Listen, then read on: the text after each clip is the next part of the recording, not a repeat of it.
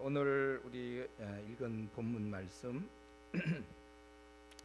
우리가 이제 주님께서 십자가에서 못 박히시면서 여러 말씀을 하셨어요. 그런데 오늘 누가복음에서 이제 조금 나오고 성경 전체에서는 우리 주님이 십자가에서 한 6시간 정도 매달려 계셨는데 그때 7 말씀을 하십니다. 그래서 우리가 보통 가상 7언이다 이렇게 했는데 한번 정리할 필요가 있어서 오늘 좀 그 주님 하신 말씀을 살펴보겠습니다. 원래 주님께서 돌아가실 때 9시에 9시에서 오후 3시까지, 그러니까 오늘 지금 본문에 44절 때가 제 6시쯤 돼요.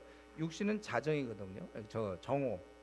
그러니까 그 앞부분에서 조금 말씀하셨고 그 다음에 이제 말씀하신 거예요. 그래서 처음에 하신 말씀이 우리 그 34절 우리가 살펴봤습니다. 누가복음 23장 34절에 있는 이에 예수께서 이르시되 아버지 저들을 사하여 주옵소서 자기들이 하는 것을 알지 못합니다. 십자가에 달리셔서 제일 먼저 하신 말씀이 이것입니다. 저들을 사하여 달라 자기들이 하는 것을 알지 못합니다. 주님이 보실 때 그 무리들 아무것도 모른다는 거죠. 자신들이 깊은 죄악에 빠져 있는 것도 모르고 또 거기서 어떻게 나와야 될지도 몰라요. 빛의 세계로 어떻게 나와야 될지 모른다는 거예요. 그리고 자신의 그 비참한 운명에 대해서도 알지 못합니다. 본인은 자유하다고 생각해요. 그러나 영원한 지옥 형벌이 그들을 기다리고 있습니다. 그리고 자기들을 구원하기 위해서 오신 구세주이신 예수님을 오히려 못 받고 지금 비웃고 조롱하는 중이에요. 한번 십자가에서 내려오라. 그러면 어떻게 자기들이 구원받습니까? 자기 죄의 값을 지금 치르고 있는 중인데 참 어이없는 것이죠. 보통 우리 이 땅에 사는 사람들이 좀 어이없는 모습은 뭐죠? 자기가 죽는다는 거에 대해서 별로 그렇게 실감을 잘 안 해요. 그러니까 자기가 죽는다는 것, 그리고 그 다음에 어떻게 될지 모른다는 걸 추측에 맡겨요. 그러니까 그 다음에 어떻게 될지를 약간 모험을 하고 있다는 거죠. 이에 비해서 이런 모든 것을 알고 계시는 주님께서는 이들의 무지함에 대해서 그것을 생각하며 또 자기를 지금 조롱하고 비웃는 그들을 보면서 오히려 기도하고 계시는 것입니다. 주님은 이들을 바라볼 때 참 불쌍한 거였죠. 아무것도 모르고 저러고 있으니까. 근데 이제 사실 이것은 저와 여러분도 마찬가지입니다. 오늘날 우리 믿지 않는 사람을 바라볼 때 참 안타깝지 않아요? 자기는 됐다고 그렇게 얘기하는데 믿지 않는 사람 또 하나 아직도 이제 영적으로도 이렇게 좀 자리를 잡지 못하고 방황하는 사람들 있죠. 그럴 때 우리가 좀 답답해요. 그럴 때 우리가 이제 정상적으로 신앙생활하는 사람은요, 정상적으로 신앙생활하지 못하는 사람을 볼 때 참 안타깝고 답답합니다. 아직도 저렇게 헤매고 있구나. 여러분, 우리가 이제는 어쩔 수가 없어요. 우리는 어떠면 돌아올 수 없는 강을 건너는 거나 마찬가지로 내가 이제 한번 제대로 주님을 믿잖아요. 그러면 이 생각은 죽을 때까지 갑니다. 즉 뭐냐면 안 믿는 사람 보면은 참 안타까워. 저렇게 저 무지에서 어떻게 벗어날까. 또 그리고 아직 좀 방황하고 있는 사람 있잖아요. 아직도 제자리 못 찾고 있는 사람 보면 참 또 답답하고 마음에 참 부담이 된단 말이에요. 언제 깨어날까. 그럼 우리가 지금 신천지 사람들 보세요. 신천지 이만희 그 늙은 사람 88세 그 사람 영생불사한다고 그러잖아요. 병원도 가고 그러는데 영생불사 절대 비밀이죠. 영생불사한다고 믿고 있는 그들, 재림주라고 믿고 있는 그를 볼 때 우리는 참 답답하지 않습니까? 근데 본인들은 그런 거 몰라요. 오히려 그 사람들이 우리를 답답하다고 그러죠. 지금 재림주 오셨는데도 모르고 있구나. 우리 주님이 이들은 지금 주님 보면서 참 안 됐다 그러고 조롱하고 그러지만은 주님께서 볼 때 참으로 이 안타까운 사람들. 여러분, 근데 혹시 우리는 지금 우리 가운데 주님을 안 믿는 분이 계시다면은 우리 주님이 우리를 그렇게 본다는 거 알아야 되고, 또 동시에 교회를 다니고 구원받았다고 하더라도 구원받았다고 다 되는 게 아니죠. 아직도 자기 자리를 못 찾고 있는 사람이 있어요. 그럴 때가 얼마나 좀 주님 보시기에 안타까울까요? 아니 목사인 제가 봐도 그러는데 지금 여러분들 이렇게 다 이렇게 보잖아요. 제가 근데 여러분 중에 이렇게 보면 또 아직도 자리를 잡고 있지 못한 사람이 있어요. 이렇게 보여요. 이렇게 아직도 주님과의 깊은 관계가 돼 있지 않고, 아직도 한 발은 세상에, 한 발은 교회에, 이런 모습 이렇게 보인단 말이에요. 그럼 저도 사실 답답해요. 제가 보기에도. 주님 보시기에 얼마나 답답하겠어요. 그래서 제가 요즘 뭐 이렇게 잘 지내냐 뭐 이렇게 물어보잖아요. 물론 그건 이제 인사예요. 제가 인사. 잘 지내냐? 진짜 그 궁금해서 묻기도 하지만, 또 어떤 때는 내가 이 친구 정말 헤매고 있는데 참 안타까운 마음도 있어요. 제가 어떤 때는 잘 지내. 근데 제가 중요한 게 아니죠. 사실은 주께서 여러분을 바라보실 때 주님이 혹시 정말 참 자기가 지금 뭘 하고 있는지를 모르고 있구나, 혹시 주님께서 그렇게 보는 대상이 자기인 줄 자기가 한번 생각을 해봐야 됩니다. 우리가 이렇게 되지 않아야 돼요. 주님이 우리 볼 때 참 자기가 하는 일 알지 못한다, 주님 볼 때 답답해. 아니, 목사가 볼 때도 참 아직도 허구한 날을 헤매고 있구나, 믿은 지 5년 됐고 10년 됐는데도 아직도 그 깊은 세계에 좀 들어오지 못하고 있구나. 여러분, 우리는 이렇게 살면 안 됩니다. 이렇게 해야 돼. 본인이 지금 나는 확실해. 나는 지금 밝은 빛 앞에 살고 있고 꺼리낌이 없어. 난 지금 좋아. 이대로 살다 죽으면 돼. 주님이 원하시는 삶을 나는 지금 살고 있어. 나 지금 제대로 길을 가고 있지. 나야말로 분명히 주님이 원하시는 길을 나는 살고 있지, 뭐 다른 길이 있는 거 아니에요. 다른 길이 있는데 나는 지금 이렇게 살고 있는 게 아니고 지금 내가 살고 있는 길, 주님이 원하는 길이고 분명한 길을 나는 가고 있다. 후회 없어요. 주님 만나도 담대할 수 있어요. 우리가 이렇게 살아야지. 아직도 좀 이렇게 살면 안 되는데 아직도 그 어둠의 구석을 갖고 있습니까? 빨리 제자리 찾으세요, 여러분들.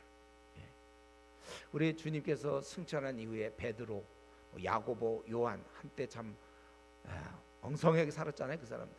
그러나 오순절 이후에 확실히 바뀐 다음에는 정말 그 시대를 움직이면서 지도자로, 탁월한 지도자로 서서 그 대로마 제국 박해 때에도 이 믿는 자들을 이끌었던 우리 그러한 모습, 그게 제대로 된 것이지. 여러분, 지금 최상입니까? 지금 살고 있는 게 맞아요. 제가 원했던 삶을 지금 살고 있어, 이겁니까? 아니면 나도 좀 때가 되면 혹시 뭐 주님이 나타나시거나 뭐 다메섹처럼 말이죠, 다메섹의 바울사도 혹시 주님이 나와서 너 좀 제대로 살아라, 그러면 이제 그때부터 제대로 살아야 될 또 다른 삶을 갖고 있습니까, 여러분? 지금이어야 돼. 지금 더 이상 없어요. 이렇게 사는 게 확실해요. 나는 이제는 확실히 길을 알았고 확신 가운데 다시 태어나도 이렇게 살 것이고 주님 기뻐하는 삶을 나는 산다, 이렇게. 그래 여러분, 이 시대를 움직이는 위대한 지도자로 살아야지. 한번 우리 교회를 한번 따져보세요. 자, 조는 사람들 깨세요. 지금 졸 때가 아니에요. 좀 깨라고. 이 조는 사람들이 문제가, 안 보면 잠이 많아서 조는 게 아니라 말씀이 들어갈 이 구멍이 없어요. 다른 세상 걸로 가득 채우니까. 야고보서에 나왔잖아요. 제가 질문하고 싶은 건 뭐냐, 우리 교회 성도들 중에 한번 자기 스스로 한번 객관적인 평가를 내려보세요. 몇 등입니까? 만약에 우리가 신앙적으로 따지면 나 지금 몇 등 하고 있는 것 같아요? 300등 밖으로 밀려 있는 거 아니에요? 거의 400등 가까이. 우리가 그럴까 봐 생각.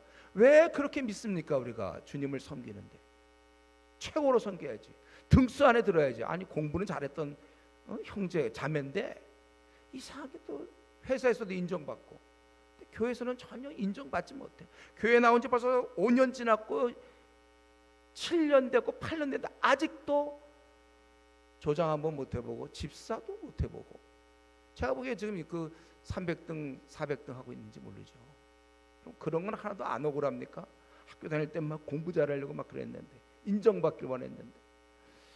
우리 지금 주님이 볼 때 아버지 저들을 사하여 주옵소서. 자기들이 하는 걸 알지 못합니다. 불신자만을 얘기합니까? 마찬가지로 교회를 다녀도 지금 너 그렇게 사는 거 참 주님 보실 때 참 아직도 방황하고 있구나. 제자리에 아직도 못 찾고 있구나. 주님이 혹시 그렇게 볼 대상이 내가 아닌지, 그때 여러분 고치십시오. 그리고 두 번째로 우리 주님이 우리 이제 복음서를 다 정리해 보면 첫 번째 하신 말씀이 저들을 알지 못하고 저러니 용서해 달라고, 두 번째가 이제 행악자를 살리는 거예요. 그 우리 지난번에 그거는 39절부터 43절에서 우리 그때 봤죠. 십자가상의 강도, 이 땅을 주님께서 떠나기 전에 최후로 한 영혼을 구원하십니다. 그런데 그는 십자가형을 받아야 할 정도의 극악무도한 죄를 범한 강도였어. 오늘날 따지면 수많은 사람 죽였던 뭐 살인 강도 정도 되는 거예요.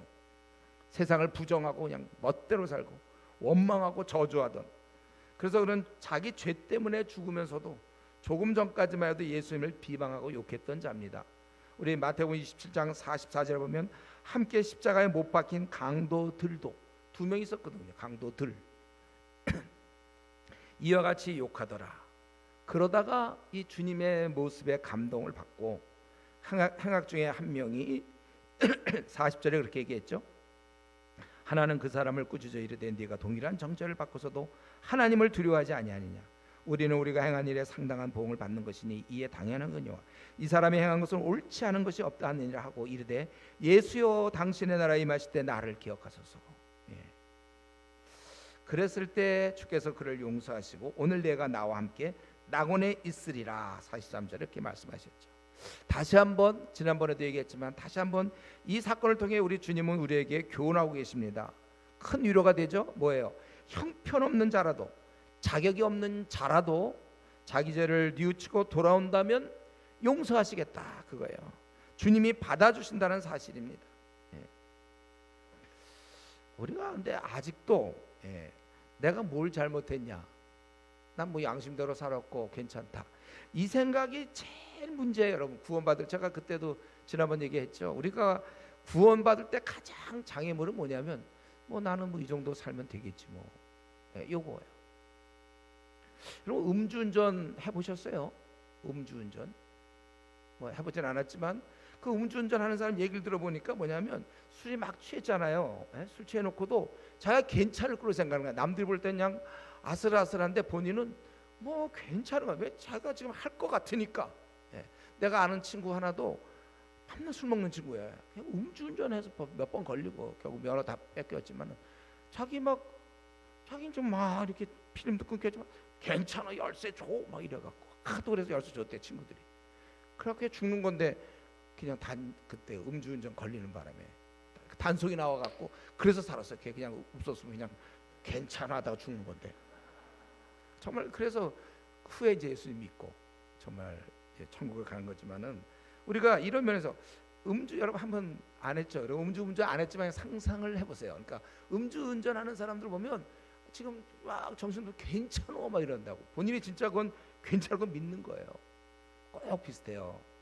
내가 뭐 잘못했는데 괜찮은데 자기 괜찮다고 그러지만 주님 볼 때는 비틀비틀거리고 있는 거 안 돼 그거 갖고. 그러니까 요거에 잘 부응하는 종교가 이제 불교나 카톨릭이잖아요.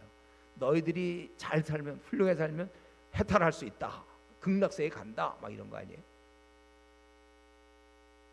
그러니까 우리가 그렇지 않나 괜찮은 편인데 그거 굉장히 선호하잖아요, 그런 가르침은. 여러분, 우리가 사실은 이 행악자 구원을 통해서 다시 한번 깨달아야 될 것은 천국은 용서로 천국은 용서로 간다. 저는 제가 모태신앙이라고 그랬잖아요. 20여 년 동안 이 사실을 몰랐다니까요. 저는 제가 그때 만약에 내가 학생 때, 중학교 때, 고등학교 때 저 같은 어떤 부흥사가 한 명쯤 와서 설교하다가 여러분 좀 이렇게, 여러분 우리가 착해서 구원받는 게 아니고 이 강도를 보세요. 용서를 통해서 구원받았죠? 여러분도 이걸 알고 있습니까?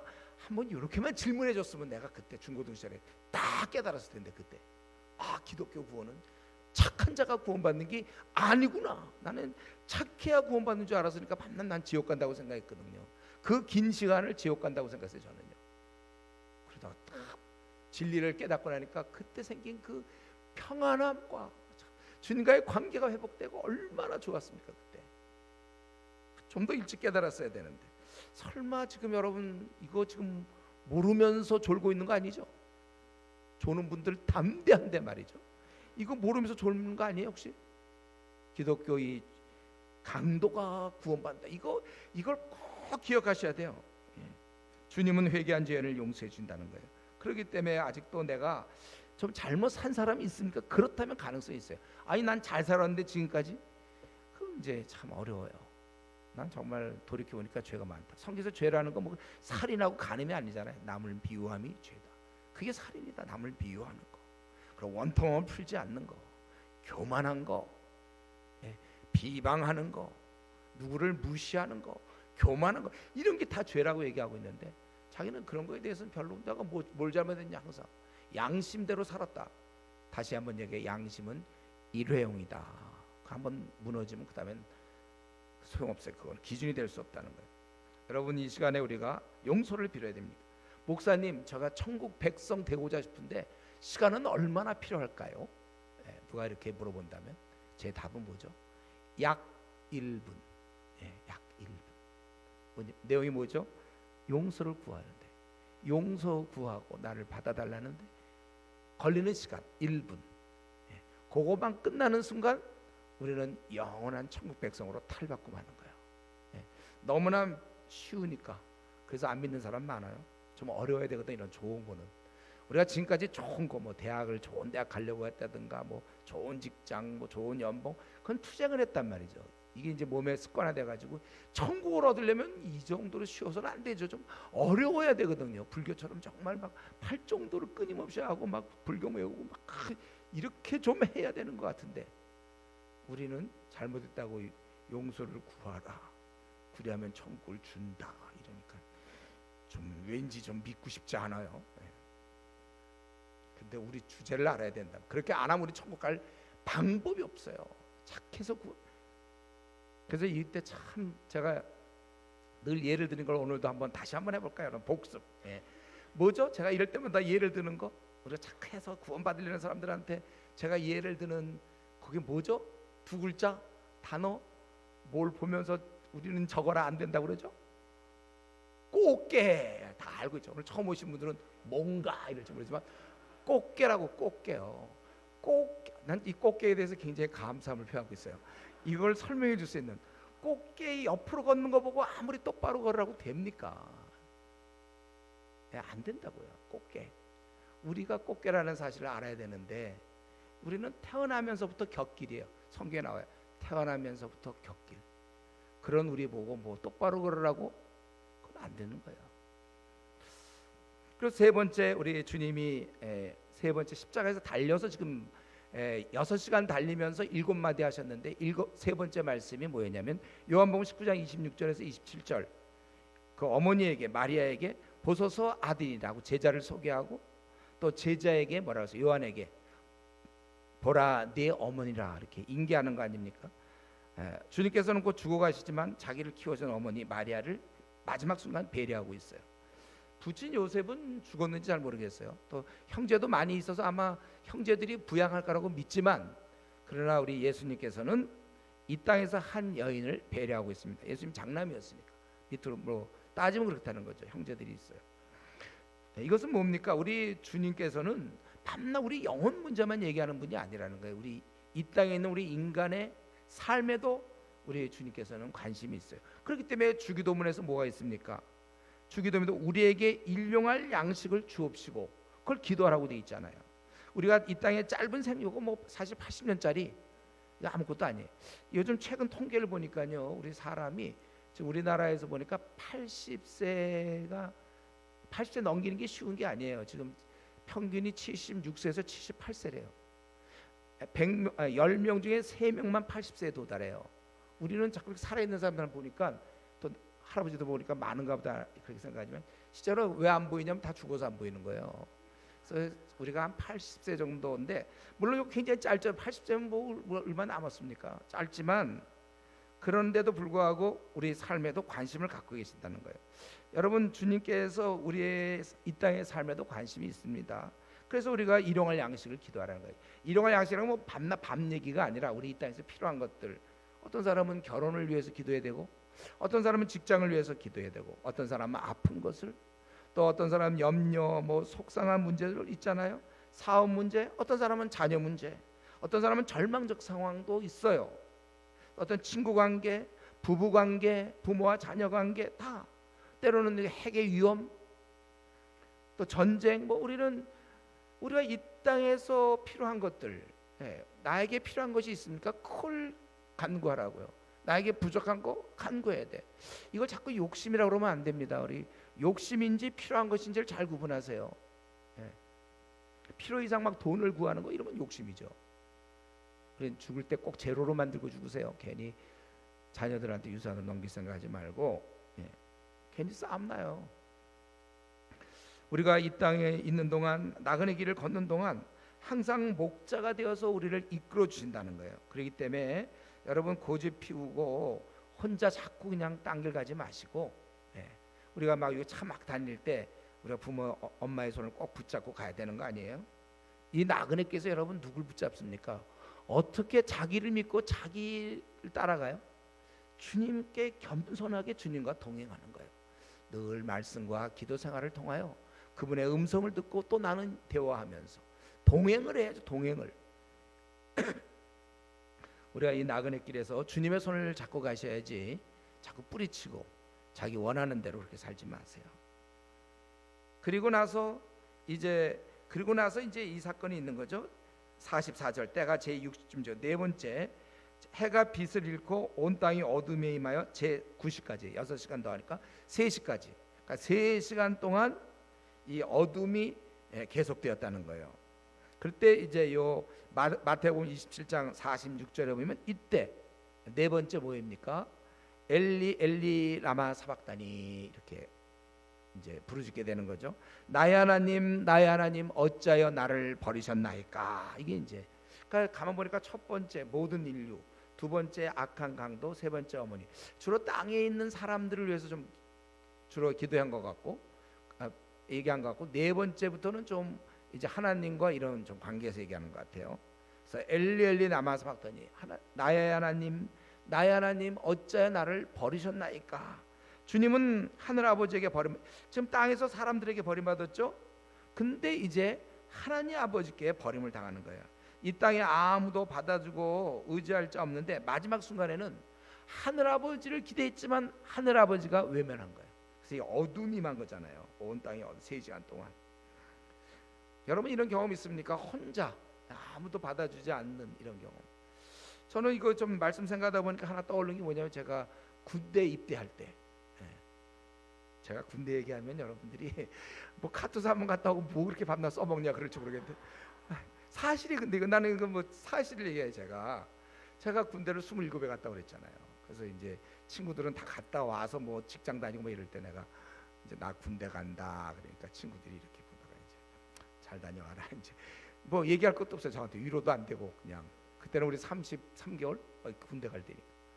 제가 그때, 근데 저는 이제 그때도 괜찮았어요. 저 군대 간다 그럴 때 나 사람들한테 간다, 5월달에 갔는데 간다 그러고 뭐 난 괜찮았어요. 왜냐면 군 보고만, 내 군대 가서 거기 있는 형제들을 내가 전도를 하고 잘 됐다, 내가 파송이다 내가, 그리고 군대가 괜찮다 막 이랬는데, 근데 간다고 사람들과 이제 작별하고 뭐 환송도 받고 이러다가 정작 떠나는 날 이제 어머님하고 이제 이렇게 하고 식사 같이 하고, 그럼 내 방에 들어서 이제 옷 입고 나가는 순간 내 방에 딱 들어왔는데 나도 모르게 눈물이 쏟아지더라고. 나 이런 경험 처음이었어요. 내 눈물이 내 통제를 안 받고 나오다니 어떻게. 그건데 이상해. 내가 이제 마지막 떠나면서 기도 좀 하겠다고 딱 거기 입을 이제 개가지고 딱 거기 엎드려서 하는 순간 눈물이 탁 나오더라고. 그때 정말 이렇게 뭐랄까 고독하더라고. 이제 진짜 떠나야 되는 거. 어머님도 소용없고 아버님도 다. 내가 군대를 가야 돼. 우리 그때 군대는 그때 저기 한양대 근처에서 기차 군용 열차가 있어. 그거 타고 이제 다 집합해서 가는 거야. 그래서 이 차가 또 가다가 있잖아요. 한번 다시 뒤로 와요. 또 왜 그러는지 알더니 그러고 이제 가는 건데, 그때 이제 거기 직결하는 건데, 그때 이제 집을 딱 두고 내가 이제 집을 떠나야 되는 거구나. 어머님과도 인사하고 아버님 인사하고 이제 딱 떠나려고 하는데 나도 모르게 눈물이 쏟아지더라고. 혼자 울다가 이제 눈물 닦고 그러고 이제 나왔는데, 그때는 누가 아무도 혼자 이제 가야 되는 거예요. 그런데 사실은 군대를 가면서도 그런 느낌이 들었지만 그래도 그 순간에 하나님을 생각했거든. 저는요. 하나님이 나와 함께 동행하시지. 그래서 나는 괜찮았어요, 사실은. 근데 지금 주님의 이 모습이 나의 하나님 어찌하여 나를 버리셨나이까. 그 마지막 순간 절망의 때에 최후의 하나님을 바라봐야 되는데 그분이 외면하신다는 거죠.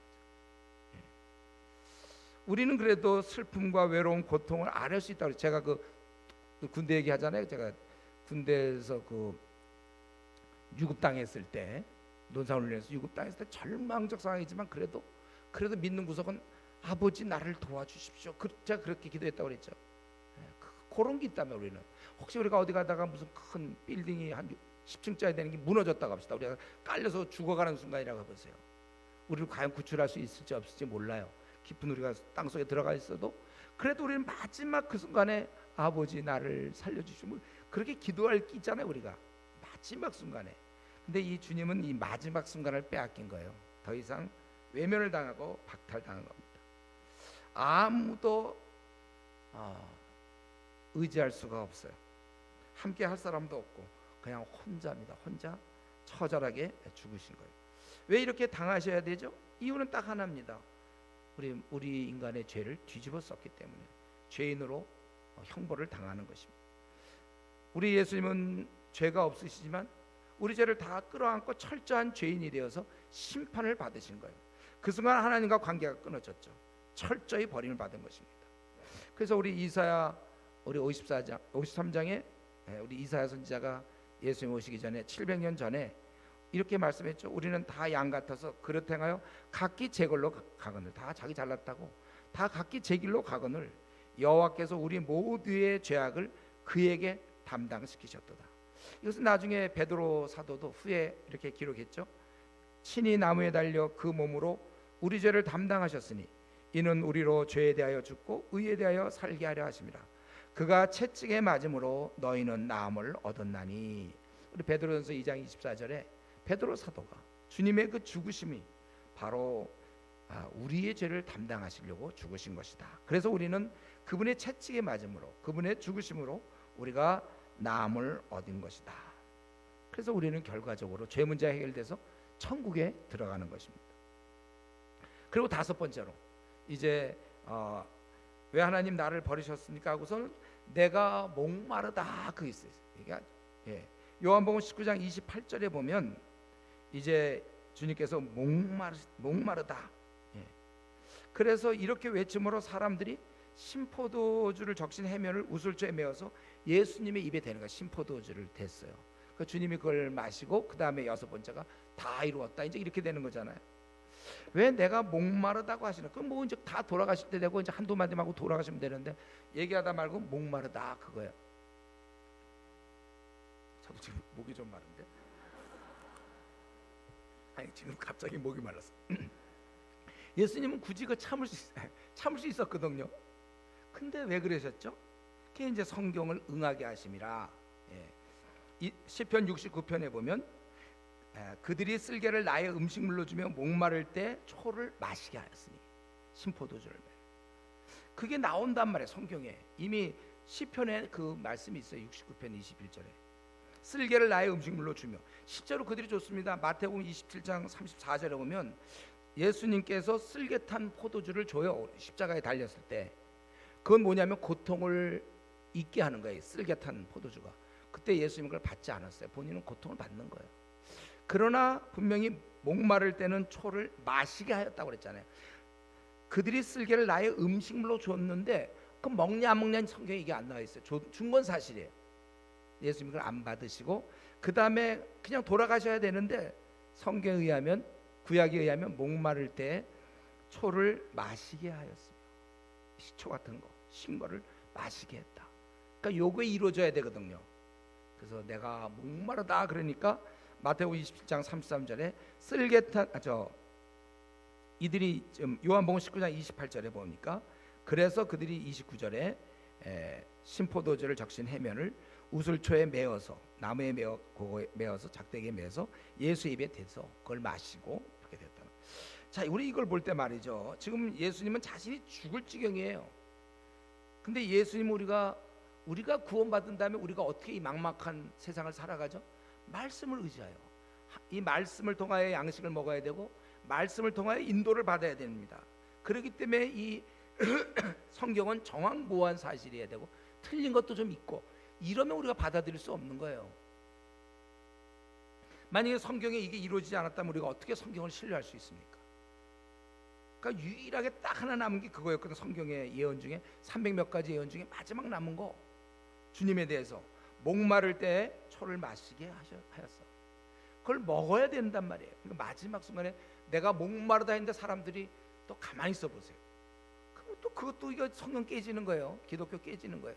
근데 그때 누가 또 이렇게 비난하던 사람들이 어째서 또 그걸 갖다가 마실 수 있도록 했는지 몰라요. 결국 주님은 이제 마셨다는 거죠. 참 이거 우리의 최후의 판단 기준, 근거, 이게 성경이잖아요. 주님은 마지막 순간에도 하나님의 뜻을 이루는 이런 아주 힘썼다는 것이죠. 그렇기 때문에 우리는 성경을 신뢰할 수 있어요. 이런 성경의 1.1획도 무시하지 않도록 조심해야 됩니다. 참고로 우리 이런 질문을 많이 해요. 제가 가끔씩 얘기하죠. 왜 우리는 이 성경을 하나님 말씀으로 받아들이는가? 왜 하나님 말씀에 얘기해요? 근거가 어디 있어요, 여러분들? 이거 어디다 그랬죠? 왜 하나님의 말씀을 받아들인다고요? 그것은 우리가 지금 갖고 있는 이 구약을 예수님 당시에도 있었어요. 똑같아요. 그런데 예수님께서 이 말씀을 하나님 말씀으로 받아들이셨다는 거예요. 우리는 절대로 지금 성경을 믿어갖고 예수 믿는 게 아니에요. 역사상에 나타난 예수라는 인물, BC와 AD를 가르고 저 팔레스타인 거기 나사렛에서 베들레헴에서 태어나시고 나사렛에서 자라시고 갈릴리에서 활동하시고 예루살렘에 있다가 본디오 빌라도에게 고난받아서 죽었던 그 역사적인 세계 4대 성인 중 한 명, 그분을 우리가 먼저 믿고 나서 그 다음에 그분이 신의 아들이라는 걸 받아들이니까 그분의 생각은 틀리지가 않잖아요. 진리지 않아요. 그분이 근데 구약을, 우리가 갖고 있는 지금 구약 똑같아요. 그거를 하나님 말씀으로 받아들이고 1.1획도 땅에 떨어지지 않는다고, 그분께서 이 땅에 계실 때 마태복음 5장 18절 19절에 보면 이 땅에 계실 때 제자들에게 1.1획도 우리가 무시해서는 안 되고 땅에 떨어지지 않는다고 그랬어요. 그렇기 때문에 우리가 구약은 안심하고 예수님이 그렇게 받아들였으니까 받아들이는 거예요. 구약은 하나님 말씀으로. 그럼 신약은 뭐죠? 바로 이것도 예수님께서 자신이 우리에게 구원을 베푸신 걸 오는 세대에 알려야 되니까 그 알릴 수 있는 아주 사람을 뽑고 그 사람에게 특별한 은혜를 베풀었죠. 그게 요한복음 14장 26절에 주님이 하신 말씀, 성령 그가 너에게 모든 것을 가르치고 내가 너에게 말한 모든 것을 생각나게 하리니. 제가 만약에 한 최근에 올해 들어와서 있었던 일을 한번 적어보라 그러면 저 벌써 다 까먹었어요. 언제 무슨 일이 있었지도 알지도 못해. 여러분도 까먹을걸요. 아무리 지금 기억력 좋아도. 나는 원래 이제 나이 들어서 더 까먹지만 여기 우리 중고등학생들은 다 알아요. 자기 2월 5일 날 뭐였는지 다 알아요. 그 3시쯤에 3월 7일 날 누구 만났어요, 뭐 이런 거. 그런데 우리 주님께서 제자들을 뽑으시면서 또 그들에게 성령 그가 너에게 모든 것을 가르치고 내가 너에게 말한 모든 것을 생각나게 해라. 그래서 다시는 이 땅에 사도는 없는 거예요. 사도는 이런 것 성경을 기록할 수 있는 유일한 사도거나 사도의 측근이거나 대신 쓸 수 있는 거니까 그런 경우가 우리의 신약입니다. 그래서 우리가 받아들이는 것이지 이거 보고 예수 믿으면 안 돼요. 여러분, 성경 보고 예수 믿는 게 아니라 역사상에 나타난 예수님이 정말 하나님의 아들 맞는가, 부활 사건을 통하여 혹은 자기가 기도했는데 기도 응답이 자꾸 이루어지는 걸 통해서 혹시 믿을 수는 있어요. 근데 이렇게 해서 믿고 우리 주님이 인정한 이 성경을 이제 보기 시작하고, 주님이 그럼 제자들을 택했을 때 그럼 뭐 틀린 거 기록하도록 하겠습니까? 특별히 주님이 정하셨는데 실수할 리가 없잖아요, 주님이. 그래서 우리가 받아들이는 거고, 그 다음에 성경을 읽다 보면 이제 저절로 알아요. 그거는 우리 어머님이 나의 친엄마인 걸 내가 DNA 검사나 뭐 사진 동영상 찍지 않아도 그냥 알고 있는 것처럼 이제 나중에는 성경이 하나님 말씀일 수밖에 없어요. 저절로 이렇게 깊은 깨달음이 있는 거거든. 그래서 우리는 이런 걸 배워야 되는 거예요. 이 어떤 상황이라도, 최악의 상황이라도 하나님의 뜻을 생각하는 그 주님. 저와 여러분도 마찬가지입니다. 여러분들의 환경과 처지, 조건, 내 감정, 나의 원함 이런 것보다도 하나님이 무엇을 원하시는가, 오늘 이 순간도, 어제도 그제도 6개월 전에도 항상 주님이 무엇을 원하는가. 내가 원하는 게 있고 주님이 원하는 게 있을 수 있잖아요. 우리 주님이 원하는 거를 우리가 행할 수 있어야 돼요. 그래서 우리가 앞으로도 무슨 일을 결정하거나 어떤 사람과의 대인 관계거나 직장에서의 문제거나 자녀의 문제거나 내 마음에 드는 걸로 하는 게 아니라 주님이 무엇을 원하실까? 그래서 제가 며칠 전에 우리 중국에서 쫓겨난 이제 우리 선교사님 한 분 만났는데, 그분은 지금까지 자기는 그랬다는 25년 동안 중국에서 일하면서 자기의 모든 기준은 뭐냐면 주님이 이걸 기뻐하시는가, 그것 때문에 행했다는 거예요. 자기가 쫓겨나 있어도 주님이 기뻐함을 행했다는 거죠. 그래서 9번에 쫓겨날 기회가 있었는데 그걸 다 넘기고, 요번에도 약간 자원에서 나왔어요. 이번에 도저히 안 된다고 판단하고, 이미 다 알고 있으니까 공안들이. 그래서 우리도 그래야 됩니다, 여러분. 항상 무슨 일을 결정할 때 내 감정, 내 원함 이런 게 아니라 주님이 무엇을 기뻐하시나 거기에 맞춰서 나를 굴복시키는 거예요. 이렇게 살아야 되는 거예요, 모든 문제에 있어서. 그리고 6번째, 다 이루었다. 그게 요한복음 19장 30절에 나오는 거죠. 다 이루었다. 조금 전에 신포도주까지 마시고 그래서 다 이뤘다. 물론 여기서 얘기한 거는 하나님의 그 뜻을 다 이룬 거죠. 하나님이 이 예수님을 이 땅에 보내신 이유, 구원의 진리를 알리시고, 우리 인생은 하나님 볼 수 없으니까 하나님 계신다는 걸 알려주시고, 그리고 내가 대신 벌받아 죽음으로 우리에게 이제 구원이 열리는 거잖아요. 구원의 길이. 그래서 다 이뤘다는 거예요. 이것은 또 한편에서 우리를 안심시키죠. 지금도 이단들, 일부 사람들은 예수님을 실패자로 봐요. 열심히 그가 하고 주님의 뜻을, 하나님 뜻을 이루려다가 그만 제자에게 배신당해서 거사를 좀 하려고 그러다가 그만 십자가에 못 박혀 죽었다. 실패자다. 그래서 다시 온 게 나다. 뭐 이게 이제 요즘 나오는 재림주. 우리나라에 한 50명쯤 있습니다. 재림주들죠. 예수님이 십자가의 죽음으로 실패했다는 거, 뭔가 하려다가 실패했다. 근데 지금은 전혀 다르죠. 주님은 다 이루었다 이렇게 하나님 아버지께서 이 땅에 보내신 목표를 다 이루었다는 거예요.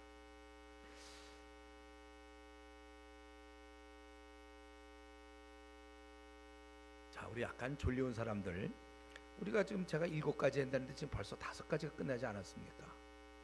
좀 소망을 갖고 지금 이제 2개만 더 남았구나 이런 좀 생각을 하면, 이런 생각이라도 해가면서 좀 꼭 그거 1개 남았을 때 눈 떠야 되겠어요? 2개 아주 중요한 얘기. 주님 뭐라고 했습니까? 다 이루었다. 여러분, 우리가 생을 마칠 때 이렇게 우리도 이런 얘기하고 죽어야 됩니다. 다 이루었다. 하나님께서 나를 보내신 목적을 난 다 이루고 이제 죽게 갑니다. 나이는 모르겠어요. 40대 끝날 수도 있고 50대 끝날 수도 있고 60대 혹은 30대 끝날 수 있지만, 어쨌든 끝날 때쯤 나 지금 주님이 나 보내신 목적대로 다 이루고 갑니다. 여러분, 그렇게 살아야지. 그게 자기 길이에요. 자기가 그렇게 얘기할 수 있는 길이 자기 길입니다. 하나님께서 자기에게만 주신, 분명히 우리를 각자 이 땅에 보낼 때 다 하나님의 뜻이 있어서 이 땅에 보내신 거예요, 여러분. 그거를 이루고 가야죠, 우리가. 그래서 이제 언젠가 눈을 감을 때 자녀들이 앞에서 이제 보고 마지막 임종을 지켜볼지 몰라, 나의 임종을. 그때 내가 눈을 감을 때 다 이루었다. 우리도 이렇게 하고 죽어야죠. 후회 없어야 되는 거예요. 이런 면에서 우리 사명과 좀 비전을 좀 정리해 볼 필요가 있는데, 우리 사명이라는 건 여러분 다 똑같습니다. 우리는 뭐냐면 가서 모든 족속 제자 삼으라예요. 이게 우리의 사명입니다. 주님 우리에게 다 주신 거예요. 이거는 예외가 없어요. 그리고 이에 따라서 우리가 비전이 생긴 거죠. 비전이라는 건 뭐예요? 이런 가서 모든 족속을 제자 삼는 중에 내가 해야 될 일이 있단 말이에요. 내가 어떠면 의사로서 내가 어떤 참여할 수 있는 거고, 우리가 군대를 생각할 때 다 군인들이 나라를 지켜야 되고 나라를 위해 싸워야 되는데, 그 중에 보면 운전병도 있고 또 어떤 취사병도 있는 거고, 행정병도 있고 보병도 있고 공군도 있고, 이게 다 다르잖아요. 그러나 그들은 다 국가를 지키고 동일한 목적이에요. 이들은 다 나라를 방어하는 목적은 다 똑같습니다. 우리 주님께서 하신 말씀은 가서 모든 족속 제자 삼으라는 건 다 똑같아요. 우리 모두에게 주신 사명입니다. 근데 그걸 이루는 방법이, 어떤 사람은 교수로서, 또 어떤 사람은 선교사로도 이룰 수 있겠고, 어떤 사람은 목사로서, 어떤 사람은 무슨 회사원으로. 그러나 그 분명한 목적이 있어야지. 내가 그냥 세상에서 출세하려고 연봉 높은 거 받아서 잘 먹고 잘 살고, 그건 길이 아예 다른 거예요. 그런 길은 우리는 절대로 나에게 현재 열려있는 길만 가서는 안 됩니다. 분명히 나에게 맡기신 일이 있어요. 우리에게 그 길을 잘 살펴보고 나가야 되는 겁니다. 그래서 우리 죽을 때 잘 죽어야 돼요. 예. 후회 없이 떠나야 됩니다. 이 땅을. 죽을 때 혹시 이렇게 죽으면 안 돼요. 내가 다시 한번 살았으면 내가 좀 그때 좀 잘 살았었는데, 잘 살았을 텐데 좀 후회가 된다. 이렇게 하면 안 돼요. 이거는 지금이에요. 지금. 만약 여러분 중에 오늘 이 시간에, 오늘 밤에 여러분 생을 마친다면, 아이고 나 해놓은 게 없는데, 이렇게 해서 죽으면 안 돼요. 오늘 밤에 마치면 좀 일을 하는 중에 주님이 나를 갖다가 쉬라 하시는구나. 그리고 끝을 내야죠, 여러분. 오늘 밤에 생을 마쳐도 후회하면 안. 만약 후회가 있다면 그 잘못 산 거예요. 지금 잘못된 길을 가고 있는 겁니다. 어떻게 후회가 있습니까? 내가 지금 주님을 위해 살고 있는 중인데, 제대로 된 길을 가고 있을 때는 후회가 없어요. 나는 원래 여기까지 마무리 지려고 그랬는데 주님이 좀 일찍 오래니까 그럼 내가 가는 거죠. 이거 꼭 내가 이러는 80살 그때가 딱 돼서 후회가 없어야 된다. 이게 아니라 지금 형태는 달라도 우리는 사명을 감당하다가 죽는다면 후회가 없는 거야. 나 좀 더 하려는데 주님이 오래는 대로면 그럼 가야죠. 그건 후회가 없지만 전혀 다른 길을 가다가 오라 그럴 때 가면 나 뭐 했나 하고 후회가 되는 거죠. 다 알고 있죠, 이거. 너무 심각하게 듣지 마세요. 너무 이거 아주 상식적인 얘기를 내가 좀 심각하게 하는 것 같은데. 그러니까 오늘 죽을 때도 됐어요. 그럼 죽죠. 그럼 그래도 그렇지 않아도 지루한데 요즘 사실 살기도 좀 덥고 힘들어 사실. 그냥 죽으면 됐죠. 주님이 오라고 그러. 내가 자살을 하면 그건 안 되죠. 살기도 힘든데 죽자 이러면 그건 안 되지만, 주님이 오라는데 그럼 가는 거 좋죠. 빨리 제대시켜 주겠다는데 나 원래 일병 상병 좀 열심히 군대 복무하고 있는데 너 그만해라. 그렇게 대통령이 이렇게 명령 내려서 국방부에서 그렇게 했으면 최대해 주죠. 까짓 거. 예? 부끄러우면 안 돼요. 군대에서 펑펑 들고 딴척하다가 그렇게 하면 안 되죠. 할 거 하고. 지금 여러분 우리는 다 이루었다. 오늘 생을 마쳐도 그렇게 얘기하고 끝내야 되는 겁니다. 그리고 마지막 7번째. 7번째는 오늘 본문에 나오는 거예요. 누가복음 23장 46절에 나오는 거. 예수께서 큰 소리로 불러 이르시되 아버지 내 영혼을 아버지 손에 부탁하나이다 하고 이 말씀하신 후에 숨지시니라. 비록 죄인으로 버림을 받았지만 그래도 여전히 본인은 하나님께 버림받았지만 여전히 하나님을 그는 의지하고 있습니다. 자기는 죽어가지만 그 죽음 이후, 그거는 사실 참 경험해보지 못한 세계잖아요. 우리도 죽을 때 그럴 거예요. 죽음 이후는 경험 못해요. 그러나 우리가 생을 이제 마지막 숨을 쉴 때 아버지 내 영혼을 부탁합니다. 이렇게 이제 죽을 거예요. 우리가 마지막 순간 주님은 자신의 영혼을 맡기고 있어요. 이건 신앙 고백입니다. 버림받았지만 우리가 이제 이 땅을 떠날 때, 이 미지의 세계로 들어갈 때 우리가 이렇게 내 영혼을 주님께, 하나님께 부탁해야 되는 겁니다. 그래서 우리 찬송가 549장에 보면 그 말이 있어요. 내 주여 뜻대로 행하시옵소서. 온몸과 영혼을 다 주께 드리니 이 세상 고락간 주 인도하시고 날 주관하셔서 뜻대로 하소서. 이 자세가 완전히 자기 영혼을 하나님께 맡기는 거예요. 100% 맡김이며 신뢰입니다. 우리 예를 들면 수술 환자 있잖아요. 만약에 심장에 문제가 있다든가 아니면 간에 문제, 아주 그래서 전신 마취를 해야 돼. 만약에 10시간 수술을 받아요. 그럴 때 우리가 이제 이제 수술실로 들어갈 때 어떤 심정, 그럴 때 여러분 전신 마취하고 내가 깨어날지 안 깨어날지도 모르고 수술하다 심장 수술하다 내가 죽을지도 몰라요. 그럴 때 우리는 맡기는 거예요. 의사의 그러한 손에 맡기는 거잖아. 나를 이제 그분이 어떻게 수술할지 그거 맡길 수밖에 없어요. 우리 물론 그런 것처럼 우리 생도 마찬가지예요. 우리 생도 우리가 하나님께 100% 맡기는 것입니다. 주님의 이 마지막 모습, 버림을 받아도 우리가 그분을 최후로 믿고 이제 아버지 내 영혼을 아버지 손에 부탁하나이다. 우리가 이런 자세로 살아야 되는 겁니다. 그래서 우리 생을 그분께 맡기며 여러분 살아야 돼요. 두려워하면 안 됩니다. 갈 때까지 가는, 꼭 죽을 때만 맡긴다 그게 아니라 사는 동안에 우리가 이런 모든 문제 그걸 맡겨야 되는 겁니다. 내일 일은 난 몰라요. 주께서 알아서 하시겠죠. 주님의 처분에 나를 완전히 맡기는 거예요. 제가 한번 그런 얘기 여러분도 알고 있죠. 우리 이사 올 때 말이죠. 이사 올 때 도저히 우리가 이사 갈 수도 없고 주인은 나가라고 그러고 이제 5년 끝났고 또 도저히 방법이 없어서 우리 교회들 릴레이 기도했죠. 저는 기도원 가서 그때 일주일인가 열흘 했죠. 제가 기도하고서 그러고서 이제 뭐 방법이 없으니까 이제 주인이 나가라는 얘기 안 하면 이제 어떻게 버텨야 되겠다. 그런데 기도하고 딱 내려왔는데 어떻게 그렇게 전화가 딱 건물주한테 전화 왔었잖아요. 집 팔렸다 나가라고. 아니 그때 5년 동안 그렇게 안 팔리던 집이 왜 그날 따라 딱 팔렸어? 그 얘기를 딱 듣는 순간 정말 약간 마음이 허전하고 이건 이제 아무 대안이 없는데, 그러나 뭐가 있습니까? 주님이 계시잖아요. 주님이. 이 교회 내가 담임 목사지만 형식적이죠. 진짜 담임은 주님이시죠. 교회의 머리는 주님이지 뭐 몸통입니까? 주님이시다. 그래서 저는 그때 금요일 날 그 얘기를 들으면서도 쿡을 잘 잤어요. 제가 잘 자서 정말이에요. 그리고 토요일 날 자고 그리고 주일 날 이 교회 알게 돼갖고 그때 계약한 거 아니에요. 그리고 월요일 날 계약했죠. 주일 날은 없어서. 그래서 제가 비록 그때 나갈 대안도 없으면서 또 한 가지 제가 속으로 하나님께 그렇게 기도해서 제가 나갈도 안 되지만 나갈 뭐 돈도 없고 아무것도 없지만 그러나 여기도 좀 아닌, 왜냐면 우리가 2부 예배 될 땐 따로 드렸거든. 다 기억나죠 여러분들? 저 늦게 오는 사람들은 주로 지하 1층에서 일찍 와서도 일부러 글로 들어가는 사람도 있어요. 그냥 편하니까. 왜냐면 목사가 안 보고 있잖아요. 설교는 하고 있지만 자기는 보지만 나는 못 보고 있거든요. 그러니까 일찍 와서도 거기 지하 1층 들어가는 사람 참 신기하고 놀라운 그런 사람도 있긴 있어요.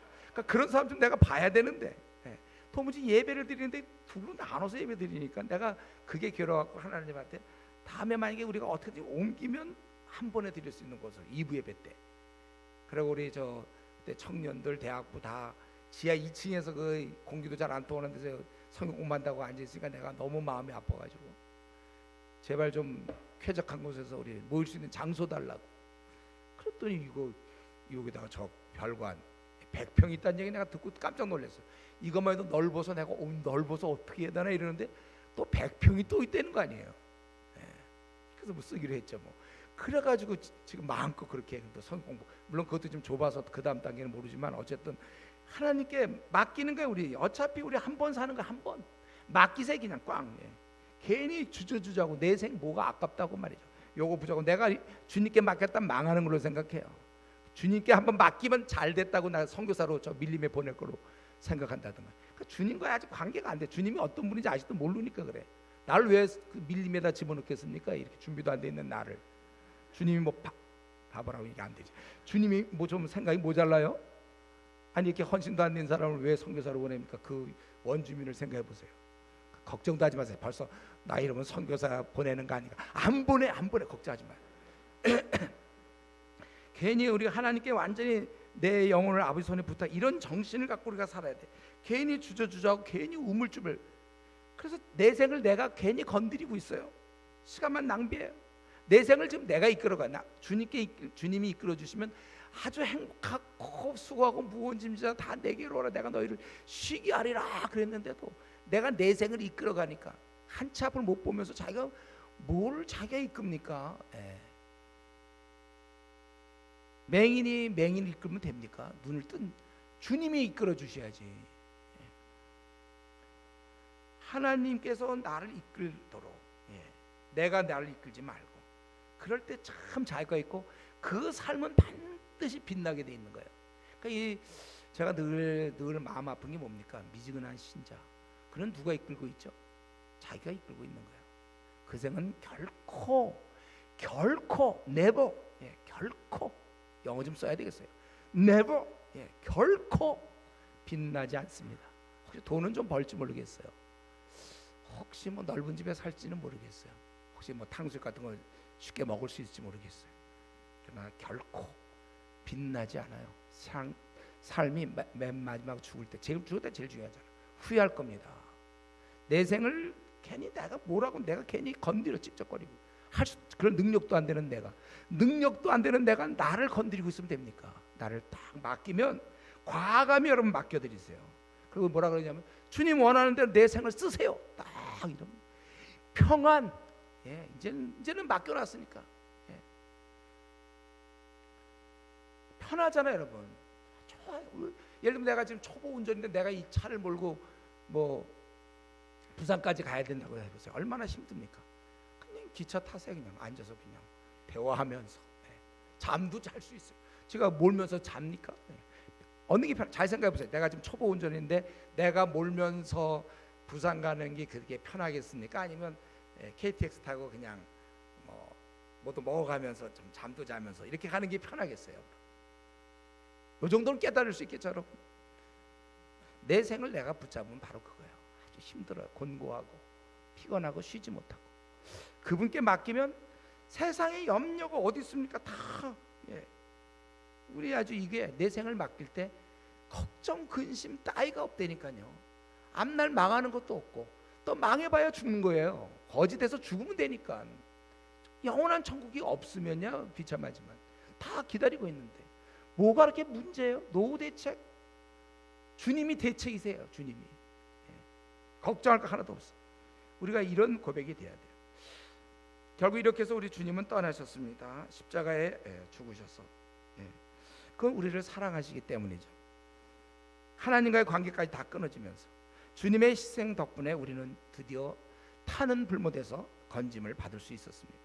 그래서 우리가 주님의 사랑을 감사하고 이 은혜를 잊지 말아야 되고, 그래서 우리도 주위 사람들한테 사랑하며 그들을 섬기는 거고, 주님의 이런 태도, 뭐 주님이 이런 일 할 때 십자가에서 내가 너희들 때문에 막 내가 막 광고하고 난 죄가 없는데 니들 죄 때문에 내가 대신 죽는 거고 야 뭐 이렇게 안 했어요. 그냥 죽으신 거 저들 알지 못한다.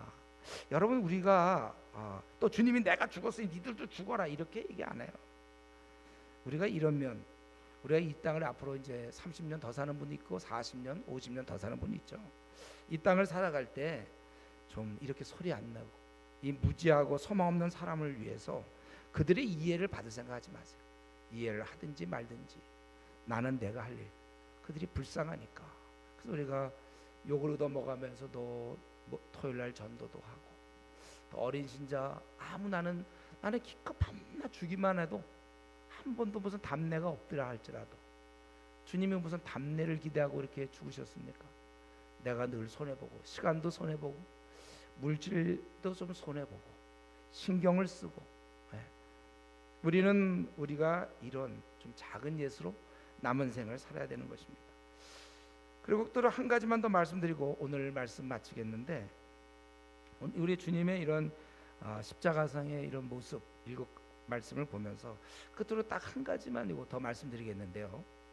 우리가 이 땅을 이제부터 살아가면서 내가 구원받고 천국을 가게 됐다는 거예요. 그러면 된 거예요. 근데 무슨 더 이상 자꾸 뭘 원합니까? 그래서 또 그게 안 이루어진다고 불평합니까? 우리 그거 있잖아요. 물에 빠진 자 기껏 구해줬더니만 그 사람이 보따리는 어디 갔냐고 보따리 그런 얘기 있잖아요. 우리가 그래요.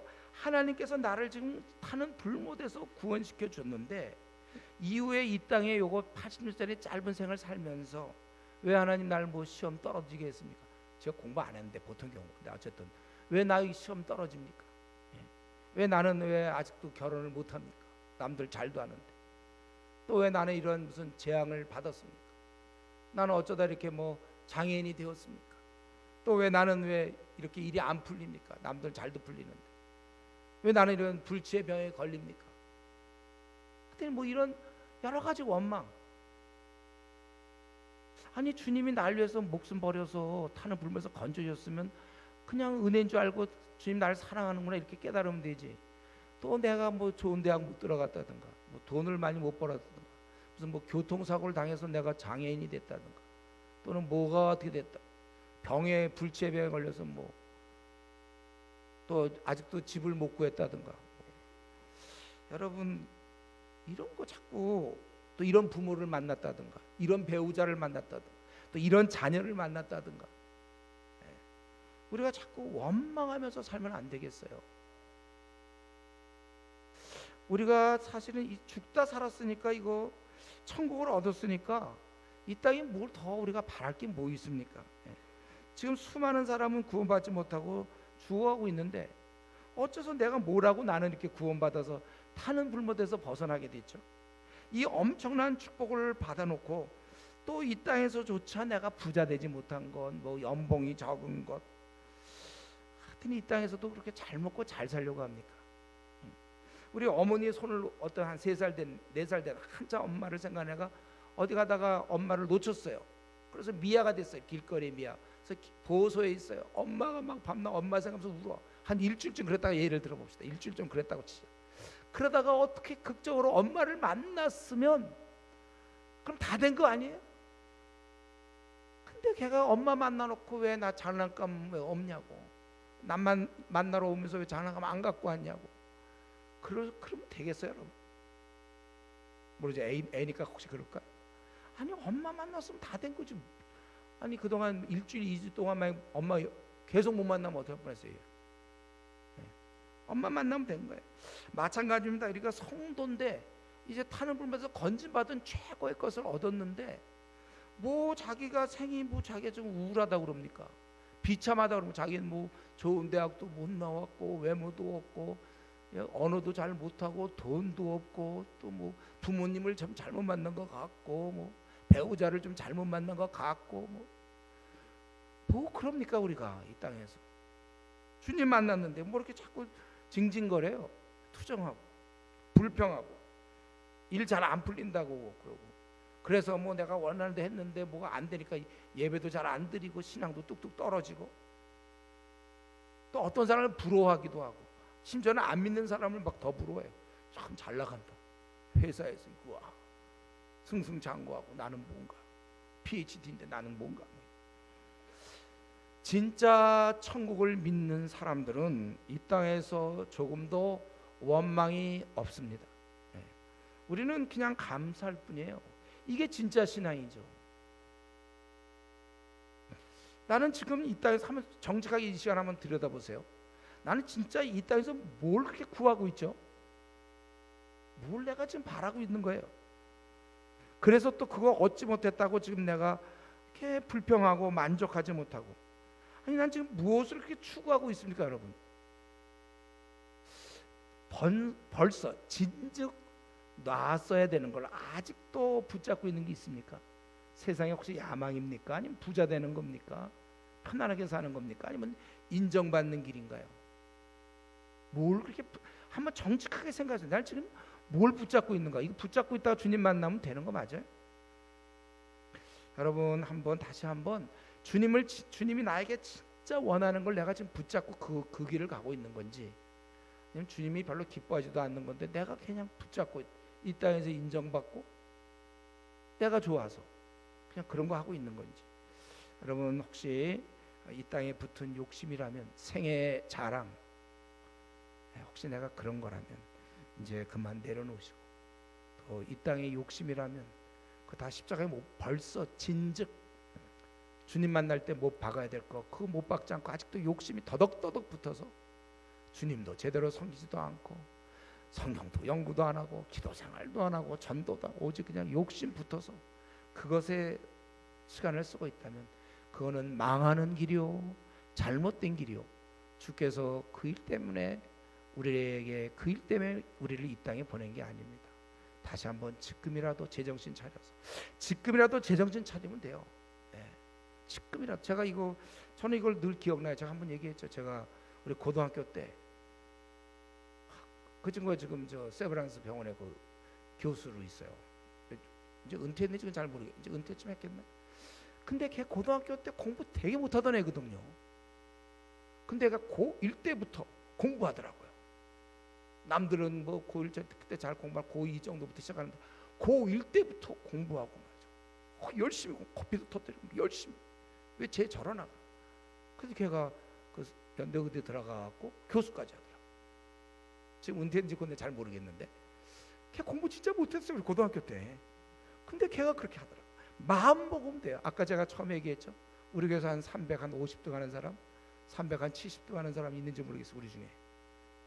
오늘부터 주님 기뻐하는 길 아니면 다 내려놓으세요. 다 던지세요.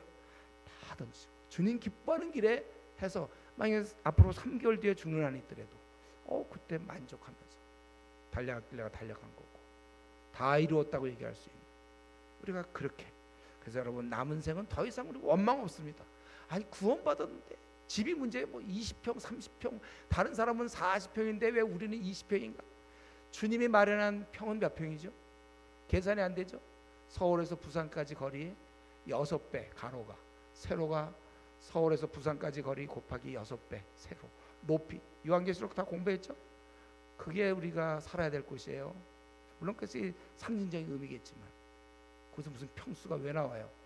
그거 다 얻었는데 여기서 30평 얻으면 뭐하고 우리 이제 남은 생은 여러분 배우자가 어쩌니 자녀가 어쩌니 부모가 어쩌니 나는 불행을 당했느니 나는 가난하니 뭐 앞길이 잘 안 풀리고 남들은 잘 풀리는데 난 뭐냐. 이제 이런 얘기는 좀 우리가 삼가해야 되겠습니다. 체면이 있죠. 우리도 품위가 있는 거 아니에요? 1,000억 얻어놓고 자꾸 딴 사람 요번에 뭐 10,000원 길에 가다 못 주었다고 자꾸 그런 얘기하면 어떻게 해요? 다 얻어놓은 사람답게 우리가 감사하면서 더 이상 내 입에서 불평과 원망과 걱정이 없는 그러한 삶을 살아가는 우리 성도 되기 바랍니다. 우리 이 시간 한번 기도합시다. 주님께서 날 위해서 모든 거 버리셨고 그런데 나는 아직도 쥐고 있는 게 있습니까? 아직도 이 땅의 이 생의 자랑 안목의 정욕 육신의 정욕이라고 그랬는데 이 땅에 있는 모든 것이 그 중에 내가 하나 붙잡고 있는 거 아니에요? 나를 이렇게 자꾸 내가 사는 그 의욕은 그 욕심을 이루기 위한 야망을 위한 것 아닌지 정말 나는 지금 주님의 뜻을 이루기 위해서 이렇게 애쓰고 수고하고 있습니까? 주님이 나를 이 땅에 보내실 때 절대로 계획 없이 실수로 보내지 않았는데 나는 지금 그 일을 가고 있어서 오늘 밤이라도 주님이 부르시면 3개월 후에라도 부르시면 다 이루었다라고 얘기하면서 갈 수 있는가? 내가 지금 들어선 길 정말 제대로 된 길을 들어섰는지. 그래서 우리 마음을 정하고 내 생 주님 가지십시오. 주님 원하는 대로 사용하십시오. 우리가 그렇게 고백하고 더 이상 우리가 이 땅에서 너무 일희일비하지 않고 주를 의지하면서 남은 생 살아가는 자가 되도록 우리 이 시간 같이 다 통성으로 우리 기도하겠습니다.